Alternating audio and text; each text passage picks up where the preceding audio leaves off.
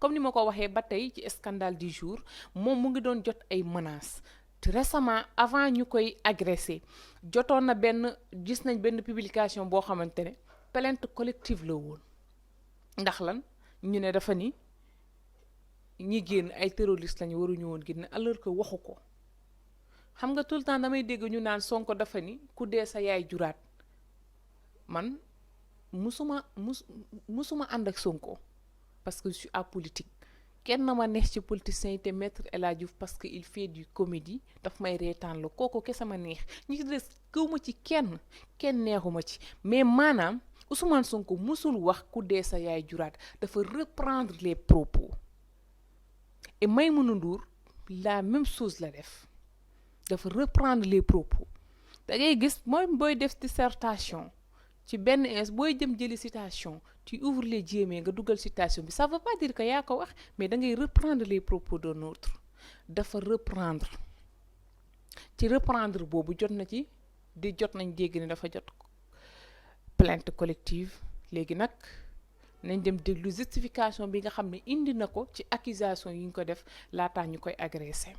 Sur le vif du sujet, je vais juste faire une précision et cette précision je la fais en respect et par considération pour ces nombreux Sénégalais yi nga xam ne ils ont recouvré la liberté. Dafa am ñu dagg un bout de mon émission avec Ismaïla Madior Fall disant que Maïmouna Faye nee na les détenus politiques sont des criminels. C'est archi faux et allez revisiter l'émission. Cette précision je la fais pour ñi nga xam ne ay jàmbur lañu ils peuvent se sentir choqués, offensés, touchés par de telles déclarations comme fait. Je ne la fais pas pour ces personnes mal intentionnées, adeptes du mensonge et de la manipulation. Alors c'est une série de questionnements où je pose des questions à Ismaïla et je l'interpelle. On a parlé du cas du bus, des cocktails Molotov, de l'incendie de l'université, de l'absence d'indemnisation avec cette loi d'amnistie, une série d'interrogations. Allez voir. Moi, j'ai pas peur de prendre position. J'ai pas peur de dire ce que je pense. Je m'interroge et je dis à Ismaïla. Vous avez dit qu'il y a des gens qui ont balancé des cocktails Molotov dans un bus ñu rey ñaari xale.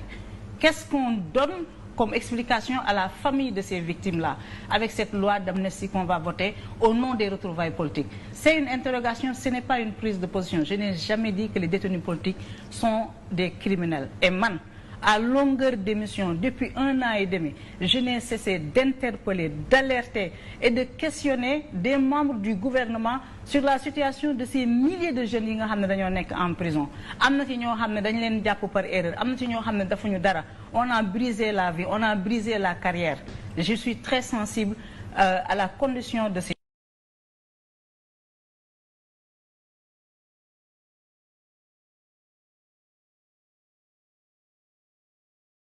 choses yoo xam ne pour des activités politiques ñu tey leen bàyyi leen en prison.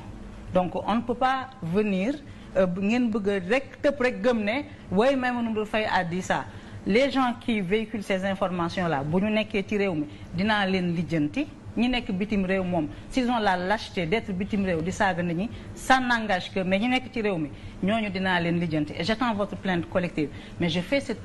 précision par considération et par respect pour ces jeunes là ñi nga xam ne dafuñu dara ñu tëj leen defoo dara ñu tooñ la tëj la accusé la tey la 1 an 6 mois day metti nga dégg ñu naan laan diw nee na yow criminel la wala waruñu la woon bàyyi mais j'assume une position ku rey nit au nom de la politique au nom de ces événements politiques là war nañu xoolaat mbir yi man c'est ça ma position mais c'est pas la position que j'ai adoptée dans l'émission donc nañu éviter ñu gis ñu def benn page Facebook rek bind benn affaire ñëpp topp ci su may def précision détenus yooyu nga xam ne ils ont vécu des conditions difficiles ñoo tax ma koy def ak leur famille mais pas pour ces manipulateurs là nga xam ne dañuy nekk ci Facebook bi di wut pour ñu di organiser bashing ça j'ai l'habitude je ne m'en fais pas mais je m'adresse à ces détenus politiques là je n'ai jamais dit que les détenus politiques sont des criminels et je suis très sensible au cas et à la condition de ces hommes et femmes qu'on a pris, qu'on a mis en prison ñu xëy ñu bàyyi la. Et j'ai même dit à Ismaïla, il n'y a pas d'indemnisation en cas de loi d'amnistie. bu ñu jàppee nit 1 an ñu jàpp la 1 an et demi ñu xëy ñu bàyyi la setaluñ la joxuñ la dignité delloowuñ la sa dignité nga setal sa bopp. Donc je veux juste que loolu mu leer. Fadilou, bonsoir, bienvenue et tu m'excuses, hein, c'était une précision nécessaire. kon yaakaar naa leer na li ma leen wax rek li mu wax dañoo jël ci benn daggit bu ndaw bu muy waxee ni que ñii ay terroristes lañu waruñu génn ñu daal di koy publier alors que boo demee ba déglu toute l'émission da ngay comprendre lan la doon wax da ngay comprendre lan la doon expliquer mais diaboliser bi dafa bëri hypocrisie bi bëri jaxase bi bëri te Maïmouna Ndour Cheikh Yérim Seck yàgg na koo wax elle était visée dafa am ñu ko doon carte dafa am ñu ko doon menacé mais nag Sénégal malheureusement comme ni ko Tange waxee prévenir vaut mieux que guérir ñun xamuñu ko parce que am na suñu ñoo xamante ne malheureusement on n'est pas civilisé malheureusement suñu intelligence on l'utilise que par négativement ci lu négatif rek la ñuy utiliser suñu xalaat mais bu ñu alerter kenn du ci bàyyi xel mais taxaw na lire commentaire boo xamante ne dañ ko menacer direct te man sama di ko ñooñu yëpp tey war nañ leen mën a jàpp nga def nga ñàkk def tant que mës nga menacer Maïmouna Ndour dañ laa war a mën a jàpp ba keroog ñuy gis ki nga xam ne dëggantaan njaay moo def buñ lay libérer ñu libérer parce que lii ça peut pas continuer ay menaces tu vois des menaces tu vois des insultes tu vois des choses yoo xamante ne yow tu te dis que est-ce que kii man la des fois ñu waxal la loo xamante ne da ngay toog taxaw ci seetu naan kii est-ce que man la maanaam da ngay réer ci sa jëmu bopp tu te perds complètement parce que da ngay gis nit ki ne la Zeyna nii la mel te Zeyna gën laa xam boppam Sarata wax na ko da ngay tëdd gént sa gént ne sénégalais lii laa gént ñu ne la waxoo dëgg da ngay fen lii nga gént ñu gën laa xam sa gént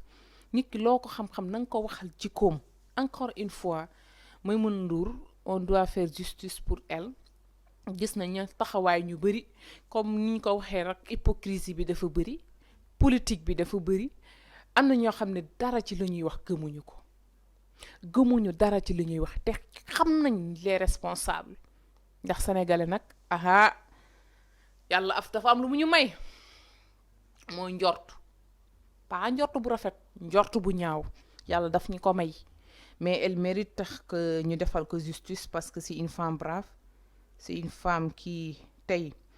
mën naa ne ñu bëri tey ñu ngi ci journalisme bi ñàkkul ni moom mooy seen idole voilà donc justice pour elle justice pour ces nombreuses femmes victimes de violences que ça soit verbal que ça soit physique que mu nekk loo xamante ne voilà dañ la koy tuumal wax la ko te du tàkkeek du laale ak sa jëmm donc ça soit cessé ça doit cesser ça doit s'arrêter il faut que ñuy arrêter tey fu góor taxaw jigéen mën na fa taxaw loolu la yàlla dogal te da ngeen koy nangu te nag mënoon na toog def ni moromam yi mais day daan doole ba pare yor ay employé nekk directrice kooku buñ ko mënul jàppale waruñu ko faagaagal.